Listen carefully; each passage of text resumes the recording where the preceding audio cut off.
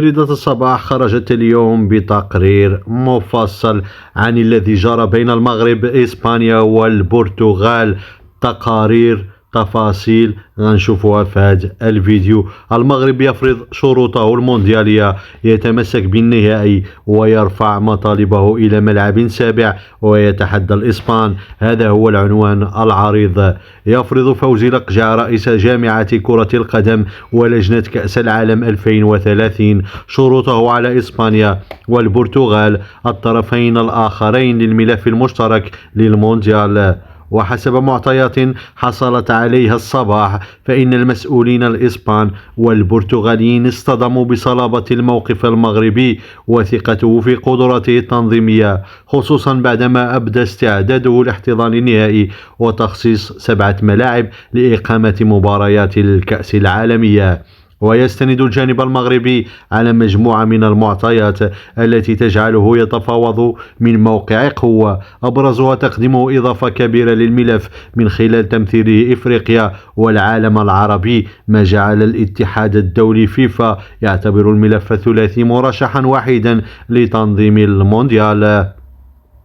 وحصل المغرب على إجماع إفريقي للترشح ضمن الملف الثلاثي، عكس إسبانيا والبرتغال اللتين ظلتا تبحثان عن الدعم الأوروبي، إلى أن تقوى الملف المغربي بعد قرار الكونفدرالية الإفريقية ودعوتها جميع الاتحادات إلى التصويت للملف المغربي، خصوصا بعد رسالة الملكية التي وجهها صاحب الجلالة الملك محمد السادس إلى المشاركين في المؤتمر الأخير للكاف.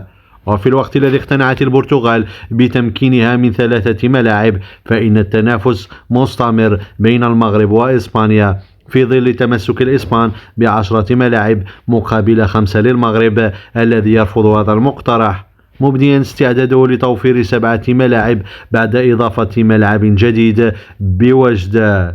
ويتمسك الاتحاد الإسباني باحتضان المباراة النهائية ويلعب ورقة ملعب سانتياغو برنابيو، لكنه يصطدم برغبة أقوى من المسؤولين المغاربة بعد قرار بناء أكبر ملعب في إفريقيا وأوروبا بضواحي بن سليمان، يتسع ل110 آلاف مقعد خصيصا للمونديال والمباراة النهائية بالتحديد.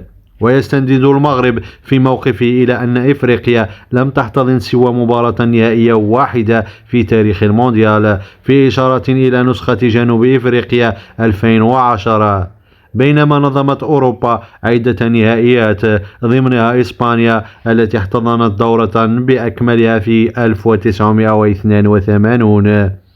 وتلعب إسبانيا عدة أوراق للضغط على الجانب المغربي، أبرزها قوة الإعلام الموالي لريال مدريد المالك لملعب سانتياغو برنابيو ورمزية هذا الملعب الذي يستمدها من النادي ورئيسه السابق الذي يحمل اسمه.